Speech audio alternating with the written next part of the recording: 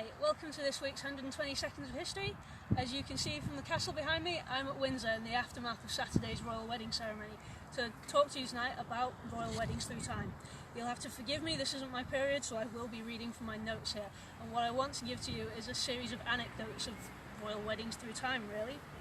So I'm going to start with Queen Victoria. She's a little more recent than some of the others I'm going to look at, but Queen Victoria is the first monarch to have worn white as a wedding dress. It was traditionally a colour for funerals in the Victorian period, so Victoria broke with the tradition by wearing white for her wedding. She's also credited with being the first person to have little people on top of her wedding cake, and she pretty much demanded the 9-tier fruit cake as a wedding cake, which all the monarchs up to Harry and Meghan this weekend have generally had as their wedding cake. Moving on from Victoria, I'm going to go right back to the beginning and look at William the Conqueror. Now, William the Conqueror did not have much luck with the whole engagement marriage stakes. His engagement went terribly. He sent someone to Flanders for him to propose to Matilda, who sent a reply back saying she wouldn't marry him at all because he was base-born and not good enough for her. This annoyed William, who promptly went straight to Flanders himself and reportedly pulled her off her horse in the public square and threatened to duel with her father unless she married him. For some bizarre reason, she then agreed to marry him, and they actually had quite a long and happy marriage. Of their wedding ceremony itself, not much is recorded, but William decided that as part of his coronation he would marry all his nobles into the families of Britain to secure his leadership in Britain after the conquest of Hastings. What he did then was have these massive wedding ceremonies as part of his coronation, with Norman guards stood outside.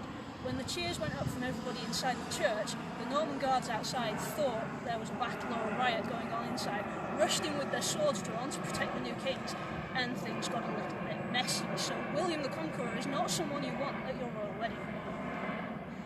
Moving on from that, we go to a much, much smaller wedding with Edward IV and his Queen Elizabeth Woodville. They were married in possibly one of the smallest royal wedding ceremonies ever, as only 4 people, including the bride and groom, were there. It was a secret wedding that they managed to keep secret for about 6 months. Possibly the tiniest royal wedding, although Henry VIII's marriage to Anne Boleyn was also a very, very small, secretive affair. Another interesting one comes with Edward III when he married Philippa of Hainault at York Minster. When they got married, it was in December, the minster was not finished, and they are recorded to have been married under the unfinished roof in the middle of a blizzard. An interesting one for everybody, but presumably very cold. Another Henry again now. Henry III met his wife for the very first time at the altar. She was 12, he was 28. They'd never seen each other before. This is not an unusual thing for early royal weddings, as they're generally much more a political match than they are a romantic match, something that I'm sure modern couples are much more appreciative of than they are allowed to marry for love rather than for politics. Moving on again, you can't really mention royal weddings without coming on to Henry VIII. Henry VIII, famous for his 6 marriages, wrote a book during the course of his first marriage on how marriage was for life. It was a union that could not be broken. Needless to say, we all know Henry broke this and stomped all over it, but it's very much a case of do what I say, not what I do. Henry's daughter Elizabeth I is the only adult monarch of Britain never to have been married.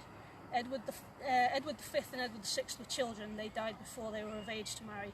Elizabeth is the only full adult monarch never to have married or even really considered it.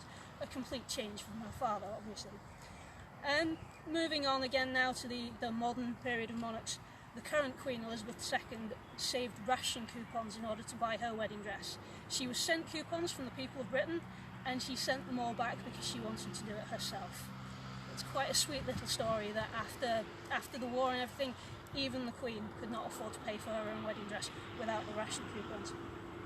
And just as a final little fun fact for you, because I know I'm going on now because I have my notes here, Prince Harry got married on Saturday. He is the first royal in 125 years to have been married wearing a beard. He had to ask special permission for this, and of course Her Majesty the Queen granted it. That's all from me for tonight. I hope you enjoyed this run through of strange royal weddings through the ages. Thank you and good night.